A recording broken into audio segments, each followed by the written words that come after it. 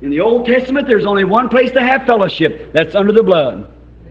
Every believer had to come under the blood.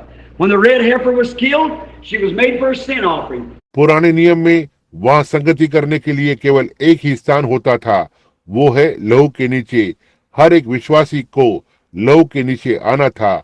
जब लाल बछड़ा मारा गया था तो उसे ऐसा पाप बलि के लिए किया गया। She must be red. And 19th chapter of Exodus, if any of you like to read it. And she must be taken hoof all, burnt together. And then that was made a water of separation. It was set without the gates. It had to be handled with clean hands. उसे अवश्य ही लाल होना है। और निर्गमन का 19वां अध्याय, यदि आप में से कोई इसे पढ़ना चाहता है, और उसे अवश्य ही लिया जाना है। खुर सब कुछ एक साथ जला देना है और फिर उसे अलगाव का जल बना दिया गया था। इसे बिना फाटकों के स्थापित किया गया था। इसे शुद्ध हाथ से किया जाना था। The blood of this heifer went before to the congregation and stroked 7 times up over the door. And now every defiled person walking up must first recognize and see that blood. इस बछड़े का लहू पहले सभा के लोगों के लिए चला गया और द्वार पर 7 बार थपथपाया गया, और अब हर एक अशुद्ध व्यक्ति जो आगे चल रहा है पहले अवश्य ही पहचान करना है और उस लहू को देखना है। And realize that there's only fellowship beneath that blood. That's the only place the worshiper could actually worship officially was under the blood. और इसे समझें कि केवल उस लहू के नीचे संगति है। केवल यही वो स्थान है जहां आराधना करने वाले वास्तव में आधिकारिक रूप से आराधना कर सकता था, जो लहू के नीचे था। Then the first thing you had to do before you could come under the blood, there had to be this water of separation sprinkled up on him, and the unclean was made clean. उसके बाद पहली बात जो उसे करना था, इससे पहले वो लहू के नीचे आए, उस पर अलगाव के जल को छिड़का जाना था और अशुद्ध को शुद्ध किया जाता है। And they took the water of separation and sprinkled it up on the wayfaring man and separated him from his sins. And then he walked under these 7 stripes of blood and had fellowship with the rest of the believers in the presence of God.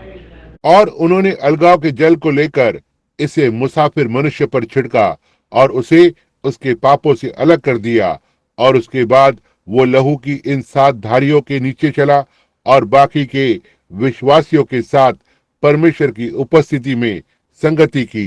There's only one way to do it, not shaking hands, not joining church, not by baptisms, not by emotions, but walk up to the waters of separation.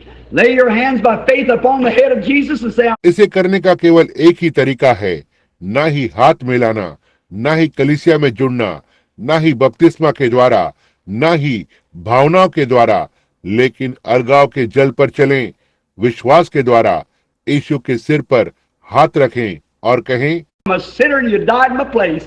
And something in me tells me that you'll forgive me my sins and I accept you as my personal Savior. Now walk beneath the blood yonder and have fellowship with the children of God. मैं पापी हूँ और आप मेरे स्थान पर मर गए, और मुझ में कुछ तो है जो बताता है कि आप मुझे मेरे पापों के लिए क्षमा करेंगे, और मैं अब आपको अपने व्यक्तिगत उद्धारकर्ता के रूप में स्वीकार करता हूँ। उस ओर लहू के नीचे चलें, उधर परमेश्वर के संतान के साथ संगति करें। That's it. Eat the bread, drink the wine, and have the fellowship with the church. ऐसा ही है, रोटी खाएं, दाखरस पिएं और कलीसिया के साथ संगति करें। Oh, isn't he wonderful? Isn't he good? Now this may seem strange to you, friend, but what do I stand here and say these things for? Would I say them to try to make myself different from somebody else?